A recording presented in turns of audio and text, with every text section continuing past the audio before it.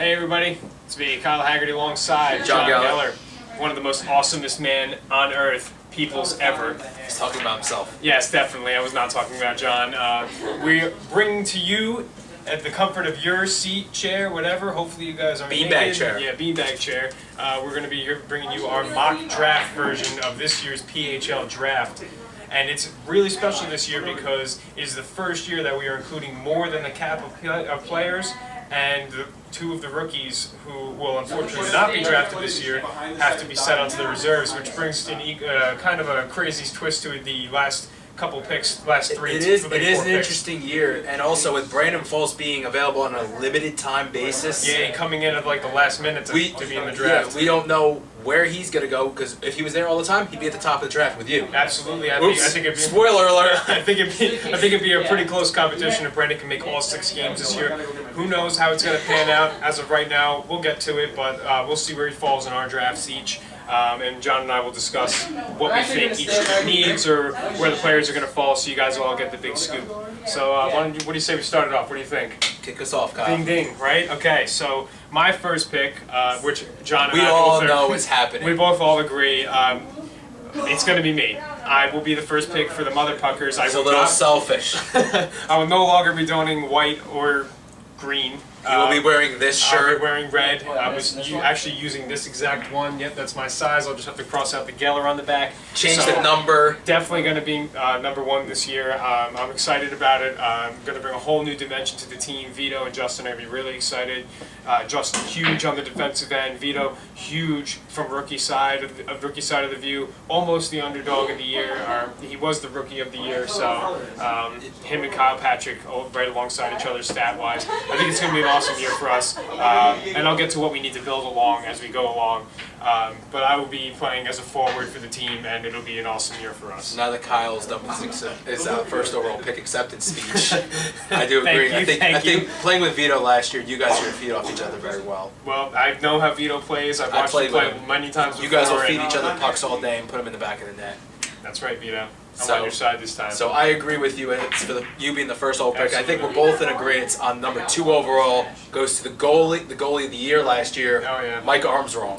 Mike Armstrong, always wrong in the net, always right on play. He's probably the best goalie we have in the league, and by far the best choice for #2 for the Quailmen, with Chris out of net and Ricky also going to be out of net. However, he could go in net, and Mike could also come out of net, switch off periods. Mike's showing some promise outside of the net, and every now and then he gets a little antsy playing back there. So it'll be, if they get a matchup where maybe they're ahead by a bunch of goals, maybe the third period to throw Ricky in net just so Kyle has you, so Mike can stretch his legs a little. Yeah, I mean, when you have the scoring capacity of Chris going to be scoring about 6 goals a game, and then you have the 1.0 goals against from Mike Armstrong, like you never know what. It's not even fair that they're going to be playing together. Like, we should make an all-star team to play against them. Yeah, absolutely. We'll have all 25 other people on one. It doesn't matter who the rest of their team is. You got the best scorer and the best goalie. Yeah, so that definitely looks like a tough competition right away, right up the bat. Quailmen are the favorites, without even picking the rest of the team. Oh yeah, absolutely. And I mean, it could have been a toss-up with Justin between the goalie and myself, but after talking to him through it, he definitely let me know that it was going to be, we were going to have to face against Mike Armstrong on a tough team.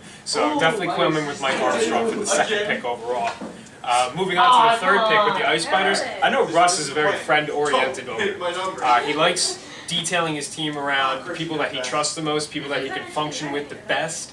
So my pick for #3, which I think we both are in agreement on, is Andrew Goelz. Definitely Andrew Goelz. Goelz is a good team player. A crazy stamina. Him and Gary can go all game long. So can Russ. Russ on the defensive end is just, he doesn't even need to draft a defender. He can play the entire game himself as defense. The only thing that's worried is if he rips up his whole leg with those slides of his. He doesn't even care. He's too drunk at that point to even notice. So it doesn't even matter. Goelz definitely has a lot of heart. Maybe if he gets a bigger stick this year, he can take control of the ball a little bit more. He was a good team player for the Berserkers last year. They're definitely going to miss him. He's been all around. He's been on the Quailmen on my team twice before, and it's always been a pleasure playing with him. He runs his ass off, so he does a really great job, you know. Yeah, he's a good kid. Don't do it. Definitely. So Let's move on to the 4th overall pick. I mean, we're both in agreement once again. I think we did our first round together at this point. I think he peeked on my sheet. He's writing it down as we speak, but yeah. Yeah, virtually typing. But we both got Dan Chieco returning to the Berserkers, the lifetime Berserker. Yeah, I think Bob's too oriented towards tradition. When you get a rocket net and you have the ability to keep him there, you stick it out. Dan Chieco is the best goalie the PHL has seen throughout its, as far as cumulative time. Maybe Armstrong had a better year last year, but Chieco's been there since day one as the Berserkers goalie. Right, and that's what I'm thinking. Is hand in hand. They definitely go against each other very well in that. That's a tough matchup anyway.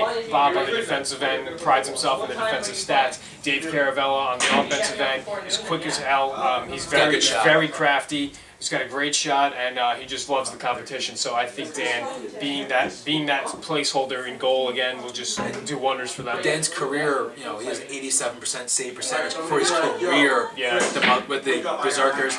Last year, his first year, was his best year. But last year, he only averaged 1.8 goals a game. Yeah, 89%. So he's getting better with age. And the team around him was shaky. Sometimes they did make it. They did make it far. Their man down the whole year. Yeah. John Scott never showing up. That's right, and they still made it through. Still made it. Quailmen knowing how that felt when Eamon wasn't around as much, but it definitely hurts not having that extra player to come off. But to move on, Nifkings. This is our first time we disagree. Yeah, well, this is hard because what do you think George goes with? Does George go with as top as he can get, player-wise, to base around him and Zeleny? Does he go for a goalie now? What does he do in these first 2 rounds that shapes the rest of the draft? What I saw with them, he kept his core scores.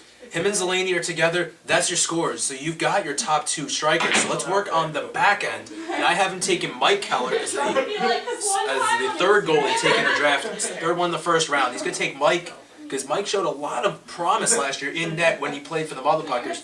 And I think he's probably, at this point in the draft, he might be the best option in goal. Mike, after a few years of playing goal for the Ice Fighters, and for the Berserkers, in and out with Dan Chieco, definitely shows that he doesn't like getting beat up on, and he progressed, not slowly, but actually incrementally after every time he went into the net. So it's just really cool to see that somebody has that much heart and that much pride. He does have a great shot. He doesn't get that many shots off or many shots in when he's playing out of net, but when he is out of net, he's amazing. When he is in net, he definitely tries his butt off. However, my disagreeal is I think that Jeff Rafferty is going to go. That was the unsung hero from last year. If you guys don't know, Jeff came out like a ball of fire. When it was me, Chris, and Ricky on the same court, and we had to have that last piece to our puzzle because nobody else would show up or things would go wrong. When Ricky would show up, PJ had to go in net. Jeff definitely took it under his wing, no matter what the occasion was, and scored and scored and scored, and just seemed to be that key fit. I think George notices that. George knows that Jeff has hockey skills. Jeff knows that George knows that Jeff has that presence among him and his teammates to just go with the flow and to just help his teammates around him. Fun fact: Jeff Rafferty actually leads all free agents in this draft with goals from last season, with 18 goals last year, which is amazing, and points overall to begin with, and he's second to assists to me with 7, and I had 10, so that's still really close in comparison. And he's a great pickup. Even his defensive stats are up there: 39 defensive marks, 33 breakups. He's making me look like a #1 bust pick. You know what I'm saying? No one said bust, but maybe he's shooting for your spot. Yeah, not yet, right? But we'll go on. We'll move on to the Quailmen for pick number 7 in the draft. Who you got? Why won't we go to the Motherfuckers at pick number 6 first? Because I don't want the Motherfuckers to pick somebody. All right. I want them to lose. Well, who do you have joining you with the Motherfuckers? On the Motherfuckers, I think for the first pick in the 2nd round, we're going to go with Nick Gathman. Now, I have not confirmed this with Justin. He will definitely not let anybody know what he's thinking. He makes up his own draft and goes on his own. But I think based around the talent that we have and the depth of goalie in this league, I think that Nick would be the next best pick. I know Nick has experience at playing hockey with Chris and with Mike and with Jeff and just shooting around, things like that. He was a referee with us, so he knows the rules, he knows the roundabouts of the ring. And he's a very athletic person, playing football with him, playing soccer with him, and playing hockey with him. I know this person. Well, that sounds like a solid pick. But I went a different way on this one. And I saw Justin taking the chance, the ultimate gamble, all in with pocket threes, on Brandon Folse in the second round. Brandon, we know, is not going to be there 100% of the time, but when he is there, he's going to make a difference. The weeks he can make, the motherfucker's going to win. By far the biggest wild card, Brandon Folse, not knowing whether he's going to be there for 3 weeks, maybe 2 weeks because of business, maybe even the full summer. Who knows what's going to happen? Do you take that gamble? I think if do you Justin's pass gonna up take on it. somebody to base the team to make them more even around? Because at this point, Justin won't get another pick until the final pick of the next round. So he's going to wait a whole 8 people before he has to. And I think he wants Brandon. I think he's going to want Brandon. I think he might jump to take that pick. I know that him and Brandon are very close. Brandon and myself They played very together close, for so we 4 wouldn't years. mind having him on the team. However, I think Vito and Justin. Brandon worked great together last year. I played with them as well. I know Justin is a very dead set on winning overall. So I think he would be comfortable taking somebody that he could base his team around. Yes. So I mean, we'll see how it goes. I guess. All right, Coming next moving week. into number 7 on the Seven for Quailmen. Quailmen. I picked this time for myself. I picked Mike Kellert and not as goalie as actually a defender or a forward.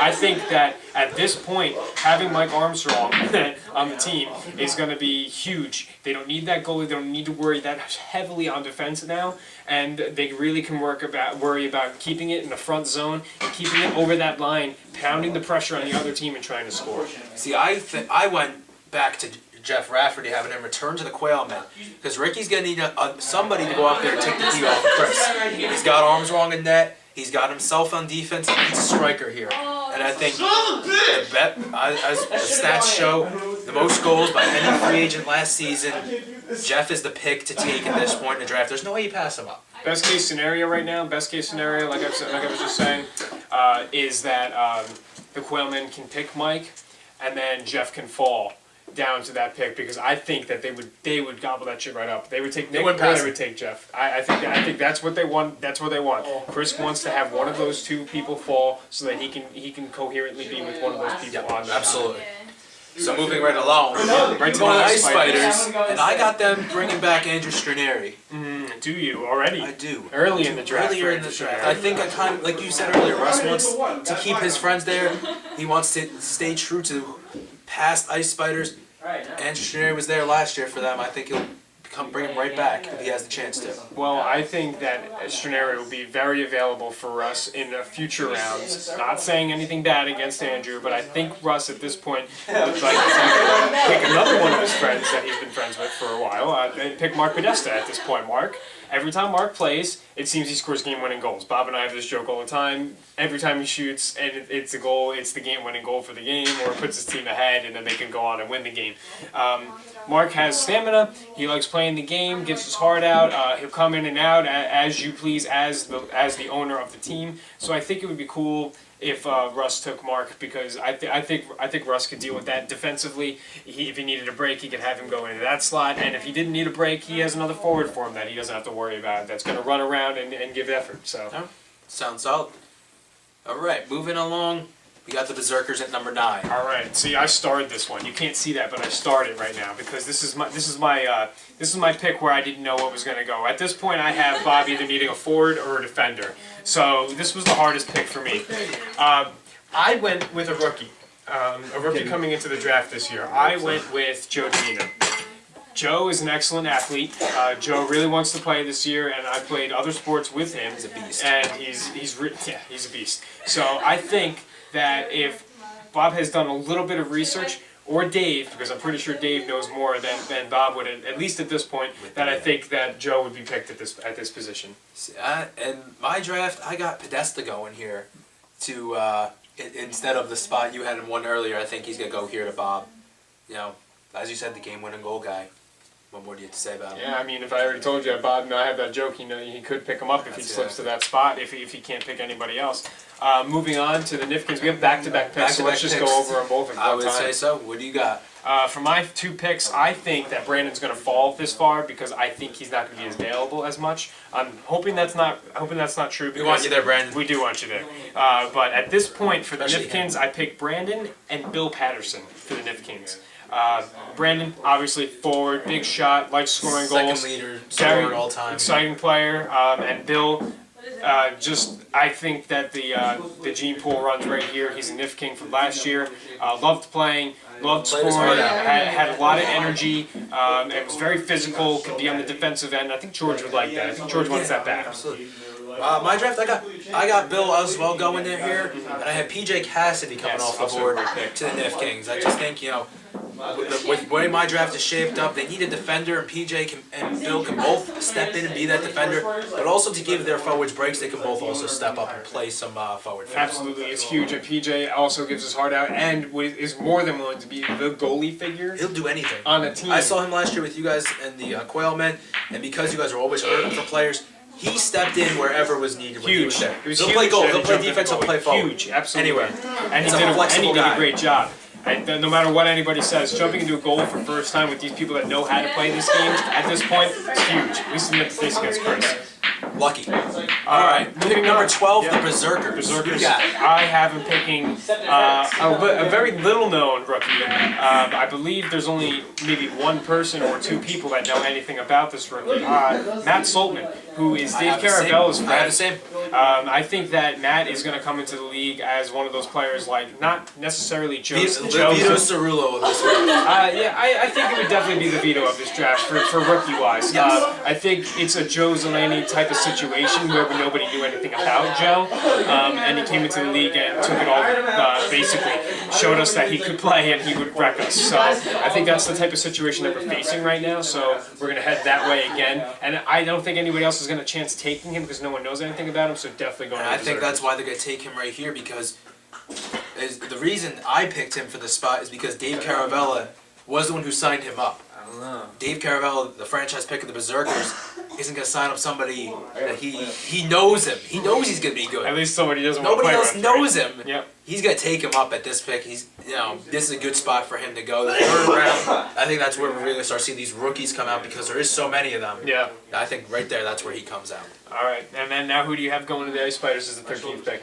Well, returning to the Ice Spiders for the second consecutive year in net, I got Dustin Krause. So do I have Dustin Krause. Did a phenomenal job in net. He knows his team has a lot of energy, and I think that spikes his interest in the game. When his team's getting really excited, he can get really excited behind net and stop a lot of shots. Dustin's he's a bigger guy. It's tough to get stuff past him, and he's underrated quickness in that net. He can get those pads where they need to. He can get that glove. For his baseball background, he can get that glove almost anywhere. Yeah, on that side of his body. Definitely. I mean, until he gets tired, which he rarely ever does in that, because he wants to show that he can play this game really well. If he's not getting tired, he's going to shut you down, and he does a great job at that with a few shutouts under his belt and a few close games in big games for the Ice Spiders last year. So definitely a good pick to get back into net for them, and I think that would seal up the rest of the team, and then their last pick in their draft can be whatever they want to go in whatever direction. All right, well then, enough said about Dustin. We're going to move on to the Quailmen's pick. For the 14th pick in the draft for the Quailmen, I chose Jon Geller as the pick on the Quailmen. I think that Jon would fit nicely as a reserve and come in as a great defender and also possibly be a rusher on offense to try to track down the ball and get it back into their offensive zone. I'll try. Well, I didn't have myself going here. I had the Quailmen taking Dan Dwyer, another friend of Chris Lamagra's, and I think that's where it's going to come down to, is why they're going to take Dan in this pick, because Chris knows Dan. They've been good friends since younger years of schooling, and I think Chris is kind of going to take over the drafting a little bit for Ricky, because obviously who knows hockey in the PHL better than Chris Lamagra? Not many. Creator of the one of the two creators of the fantasy league. So yes, exactly. So I think Chris is going to suggest his friend Dan that he signed up for the league. And I think that's why Dan Dwyer goes in that pick. Absolutely. Who do we have going to the Motherpuckers as pick number 15? Well, I have myself donating the same shirt, coming back to the Motherpuckers, possibly in net this year. I threw my name out there as a goalie for this year. Even though I played a little bit of time last year. I'm not gonna say I was the best. By far was not. But I had one bad period. I let in 4 goals. I didn't let anything else pass me. Yeah, and it's always a transition from playing as much as you possibly could on the rink to going into net. It's a huge difference. And as Bob had listed as the top 5 free agent goalies, Jon is still on that list. Even though he is 5th, he is still on that list for top goalies. And let's just say there has to be 5 goalies on in our league. So and I've been practicing. I've been playing. I was a natural soccer goalie, so the position it's a little different, but it plays similar, and I have those instincts, and I've been working on stretching out to be able to get the butterfly or whatever. Absolutely. So I've been trying to get the focus down. I want to be a goalie this year. My pick for the Motherfuckers is Joe Ferreira, who is Vito's brother. I believe that they're gonna stick with it. I don't think anybody else is gonna pick him. And I think Justin doesn't want to lose him for any reason, just to ensure having the last pick in the draft. I don't think he's going to fall that far, considering we don't know that much about some of the other picks in the draft. So I think somebody would just scoop him up just to have him as a reserve. So I think Justin would take him at this point, just to have him on the team. I believe he plays goalie, so that's why I put him here, because that's the goalie pick for them too as well. Goalie and defense were his positions. That's right, defender and goalie. How about for the Nifkings in the final round? We have the Wood go. I have the Wood going to the Nifkings. Brian Wood going I to the have Nifkings. the Wood going to the Nifkings, and I don't know why. This final round was very tough. There was about 7 people that are supposed to go in this final round. So it's very tough to finagle all the returners back in and still have 2 rookies not make it in, which is unfortunate. But you become the reserves and then you come into the league as the league goes on. My pick for the Nifkings is PJ. Dedication. He can jump in goal. He can do everything. Versatile player. Not that many points, but he knows how to play now. He knows the function of the game, and he knows how. He's a good supporting player. He may not be the guy who's gonna, I was just gonna say stack the stats, but you're gonna notice when he's there. And you're gonna notice when he's not. Knows how to be a team player. Absolutely. For the Berserkers, 17th pick. I have them taking Joe Ferreira, Vito's brother, simply to make sure he doesn't fall to Justin at that last pick and let the brothers play together. That's why we all know how deadly brothers are together. The Patrick brothers last year couldn't stop them. Anybody who brings anybody else into the league is going to be they got something brewing, I think. So that makes sense to me. I have Mike Melon going here just as another defender for Bob to refresh himself, basically. I'm gonna get to Mike Melon in a minute. So next we have Ice Spiders. I have Andrew Stranieri going to the Ice Spiders in the final round. I think he's going to drop that far. Not that you're a bad player, Andrew, but I think you will drop that far. I don't think anybody else is going to want to see you go away from the blue. I would have been the only other player besides the owners to stick with their team throughout their entire career, minus George. But I think you will be the only player that has not been an owner that will stick with their team throughout all 5 years of playing this game. Well, I have the Ice Spiders taking Joe Dimino here, even though you had him going a little sooner. I saw some stuff going on Facebook, and I know I think Russ has a lot of interest in Dimino. Him and Gary won't really want to play together, so I think this pick, if Dimino's still there, Russ has got to go. Yeah, that makes sense to me. For the Quailmen, I have Dan Dwyer going. Dan Dwyer, as you said, is a friend of Chris's, so I think that's how it's going to work out. I think they'll grab him that late. Like I said, nobody knows anything about most of the people that are in the end. I feel like in high school I've seen Dan play like hockey in gym class before. I can't remember exactly, but I think I do remember something. My split here is Tyler Zupan. I still don't know anything about him, so I can't comment on that position. So. Well, I got Nick Gathman going here. I don't know anything about Nick's with hockey. I've seen him play football plenty, and I hate covering him. I would be surprised if Nick dropped that far. I think, I don't think he's going to drop this far anymore after hearing from you. But my mock was done before I talked to Kyle. Sorry, Nick. Mine's better. A little bit. All right, and in the final pick of the draft, the knock out 2 rookies. I have the Motherfuckers taking Mike Melon here, and the reason I'm not 100% sure they'll take him with this pick. They may take him sooner. But Mike Melon he's played hockey before.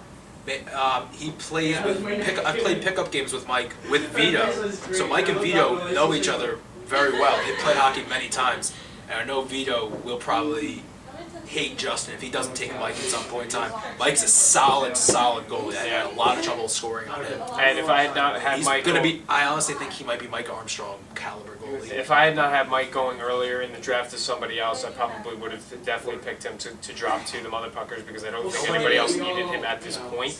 However, I have Ryan Wood going as the last pick in the draft. That would unfortunately knock out Tyler Zupan and Jonathan Warfield from the draft. You 2 become reserves, so at least you 2 can wait around to see if people do drop out. Maybe Brandon drops out and you become that position. Who knows how it's going to go. But I have Ryan Wood going as the final pick in the draft to Justin. Yeah, Justin. If Wood's there, Justin's not going to let him go. But I don't think Wood's going to make it that far. And hopefully for this year we don't have another John Scott issue where stuff came up and he couldn't make it at all. And I think that's what I like about having these reserves. Is a team like the Berserkers last year, John Scott physically just could not be there. He had other obligations that kept him from the game.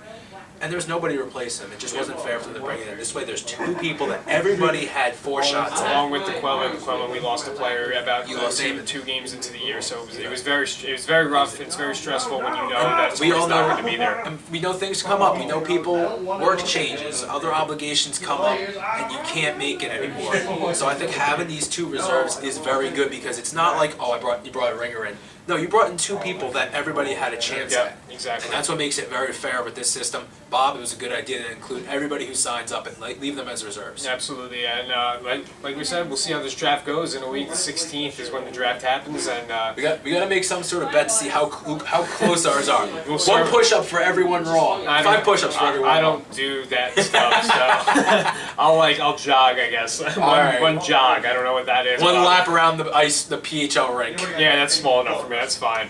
1 lap around the real rink. Thanks for tuning in to us, guys. We hope you liked it. We'll leave in comments. We'll leave our draft so that you guys can see where we are standing with it, compare it to what you think is going to happen. Let us know what you think. I'll probably bring the camera around until the draft happens, maybe even to the draft to see who goes there. We might be there doing a little commentary. And we'll do some interviewing and such like that so that you guys can talk so you don't have to hear us drowning our voices out the whole time. I might put some video over this so we don't bore them with our faces. We'll put some highlights in for you guys and we'll put like the little things where it's like 16, Jon Geller. If I can get my editing software working, we'll be good with that. All right, guys. Until next time, you got me, Kyle Haggerty, alongside Jon Geller. This is Inside PHL. See you next time.